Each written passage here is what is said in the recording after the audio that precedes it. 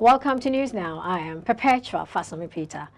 And now the news in detail. President Muhammadu Buhari on Monday arrived at the Eagle Square in Abuja for the 2022 Democracy Day Parade. The parade is an annual exercise held in honor of the nation's return to civil rule and to remember Nigeria's heroes of democracy. President Buhari's arrival was heralded by a general salute, signaling the official kickoff of the exercise in the nation's capital. Prior to the president's arrival, the guards had fallen into formation with several general salutes taken to welcome squad leaders and the commander of the guards brigade.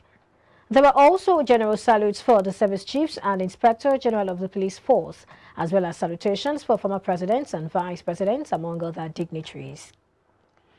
The family of Mko Abiola'S, the winner of the June 12, 1993 presidential election, has called on the federal government to implement the late politician's manifesto in order to give support to the less privileged Nigerians. The head of Abiola family, Murtala Abiola, while speaking with newsmen during the annual prayer session for the winner of the 1993 presidential election held at the family compound of Gbagura, Abeokuta. The annual prayer session was part of the activities in commemoration of the June 12 Democracy Day anniversary. June 12 was declared Democracy Day by the Buhari administration to celebrate the late Chief Mko Abiola'S victory in the presidential election of June 12, 1993. Well, to discuss more about Mko Abiola'S life and legacies, we still have Abdulmumini Abiola with us in the studio. Good to have you on board. Thank you for having me. Absolutely. Well, it's been 29 years now since the annulled presidential election, which was, of course, adjudged by many as free and fair. 29 years down the line, has Nigeria moved? Have we learned our lessons? Well, we're still in democracy, so yes, we have made some progresses, but I think that they've been far and apart. So I think we can do better. We can definitely do better. All right, when you say we can do better, what are the indices by which the indices with which you're judging now? Okay, well, I mean that by just active participation. That's the only way democracy works. The more people that are involved, so it's like the more people in the kitchen, the better the food. So I think what we have now is maybe like a minority making decisions for the majority, but we can do better so we can be more active, we can be more informed, we can do some more research. I think that would be key. I think people who know tend not to make mistakes, but when you don't know, then you make mistakes. So I would like people to research more, look into the backgrounds of some of these people who are questioning. But when you say we should look into the background of some of those people, we know that to a very large extent we are held by the jugular because the primary alone churns out people for us. I mean, we don't decide who emerges from the primary. So I mean, as a people, what can we really do if the political parties are the ones who, to a very large extent, are in charge of who emerges? Yeah, that is true. But then we're so lucky in Nigeria that we just don't have only one or two parties to pick from. Apparently, there are 40 parties. I don't see any reason why we're not looking in any other direction. Yeah, we have two parties. I was very worried about some of the things I saw. But like I said, you see, I'm not going to sit here and tell you what to do. I would like you to be informed enough to make the right decision. Now, if that right decision does not happen to be any of the major parties, then so be it. But that is what democracy is about. It's about you knowing what you're doing and making a decision that will best fulfill your needs. And I think that would send the right message to the voters, to the leaders, if we were to be that forward-thinking. So for me, I'm not focused on any party. I'm actually looking, and I'm worried. I am worried. I'm waiting to hear what these so-called candidates who have emerged, what they have to offer. What are they promising? And not necessarily what they're promising. How do they exactly how do they intend to execute on these promises? Because people can tell you, I can tell you, I'll take you to the heaven, but how exactly do I want to get you to heaven? And you need to know the modality. Am I using ARIC?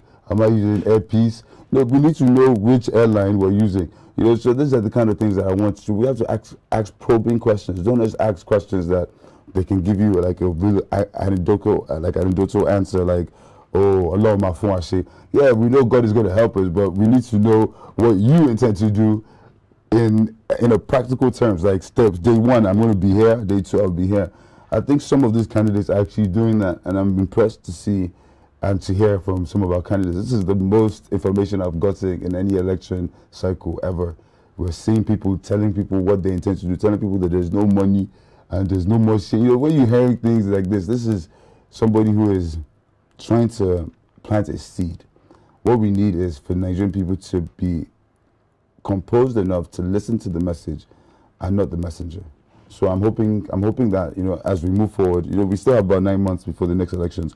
We still have time to question, request for them to do debates so that they can actually even challenge each other. You know, we want to know how you. So for you, what are the major things really Nigerians should look out for? Because now you're throwing it back to Nigerians that we should probe, we should ask questions, we should, you know, make the right choices. So what should we be looking at? Well, first of all, you know, nothing comes out of a vacuum. So there's no vacuum.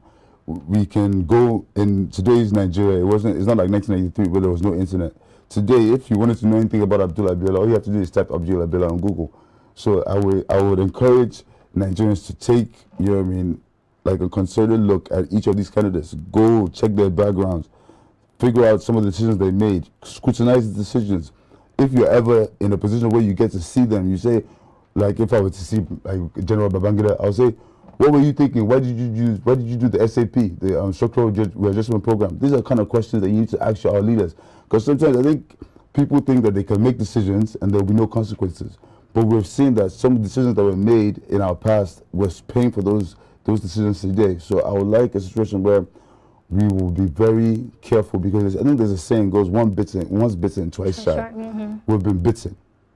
It's 30 years later. Are we going to be? I'm shy, so we need to know. Because I don't want to get bit. It hurt the first time. I don't want. You know what I mean? I totally understand what you're saying. Well, when it comes to Nigeria's politics, it's deeper than, you know, just telling people to make informed decisions, because we see that to a very large extent, these parties wield a lot of control and a lot of power. But away from that, let's talk about your family. You're calling on the federal government to adopt the manifesto of your father. Tell us about this manifesto. Okay, first of all, you know, my father has passed away for now maybe about 23, 24 years. But, you know, when I got back to Nigeria, I found the June 12, 1993 manifesto, and I read it. You know, my dad actually had gone through all the issues as he saw it at that time in 1993. Almost everything he talked about, economy, health, public sector, private sector, talked about education, corruption, everything was in that document. That's as far as you know, that's a part of my father that he left behind. And that just never goes away. So it's one of those things that I always thought that it was a no-brainer. Somebody had done some research already. He had gone through the processes of doing the experiments to come up with his own solutions. It's only smart for any other leader to adopt the document, but not necessarily use it as is. You adopt the document and you try to evolve that document to fit the Nigerian of today. And I think that's what we need to do. I'm not saying that the document is perfect. There's no perfect document. Just like the Constitution, I think the Constitution is a contraption. But like I said, there's no perfect document. So even if it's this Constitution or it's the one we come up with, it will not be perfect anyway. So we can always improve on it. But I think that sometimes when we have things like this, like we have like a template, we need to just know how to maneuver that template to fit our purpose. So yeah, that's what I mean. I'm not saying that they should take my father's word, hook, line, and sinker. I'm saying that I'm sure that there's some parts that we can still mold or, you know, manipulate to fit the situation. You mentioned the Constitution now. There are those who also, you know, to some extent, they say that the 1999 Constitution doesn't necessarily represent, you know, the people. Or what's your take on that? I believe the Constitution does not represent anybody. I think the only people it represents are our Western masters and their puppets in Nigeria. These are the people that Constitution represents. It was not our doing. It was handed down. So it's more like it's more like indirect rule, but by proxy, and that's the problem that I had a problem with that Constitution. You know, Nigeria was in a position of we were in a traumatic position during that transition period. If you notice, we were under Abacha, and it wasn't just roses. You know, it was under a dictator regime, and the next thing we were thinking we were going to have a democracy, breath of fresh air, and we were handed a document that had a lie. In the first sentence, it says, "We the people." There was no conversation with the Nigerian people. This was handed down to the Nigerian people. And I think that based on the fact that we were never consulted, it's even more of an insult that we're using this as our template or as our, you know, as our guiding factor. But like I said, there's no document that is perfect. those who gave us that constitution, I think, had ulterior motives in mind. What the day you're talking about here? Well, you know, I think General Abdul Salam actually mentioned that he had a meeting with some delegates from the United States. You know, it's kind of funny that, you know, it seems to me, you know, I have this joke in my head that just keeps running around. Like, you know, it seems like there's some leader in a Western country who has like controllers of all our leaders, and when he wants any of them to work, he just says on one of the controllers. Then Abdul Salam springs up and says, "This is your constitution." You know, it wasn't ours to begin with. So I think that for me, Nigeria, we can also evolve to a point where we can decide how we want to be governed, how we want the country to work. And I think that's one of the things that we're having issues with. That's why we're talking about restructuring. Some people are talking about, you know, dissension. People just want to leave. That's because they just feel that they're not being heard. And I think the most important thing we can do is to give people a sense of belonging. We have to get them around the table. You know, Nigeria belongs to all of us. We can't have a choice few people making decisions for 230 million people. It has not worked so far, and I don't believe it will work. It won't work. I think doing the same thing over and over again is a recipe for disaster. All right, thank you so much. And I was going to take you on something you said earlier. You know, when we started, you said that in terms of democracy, we're doing well, we're trying. But then when you talked about the documents that your father used in 1993, you said there was no difference between that document and what we're facing now. Then that brings us to the question, have we really moved? No. You see, the thing about, like I said, if we're still facing the same challenges, none of these things you itemized has been solved. I totally agree with you. But you see, like I've always said, that democracy is about inclusion.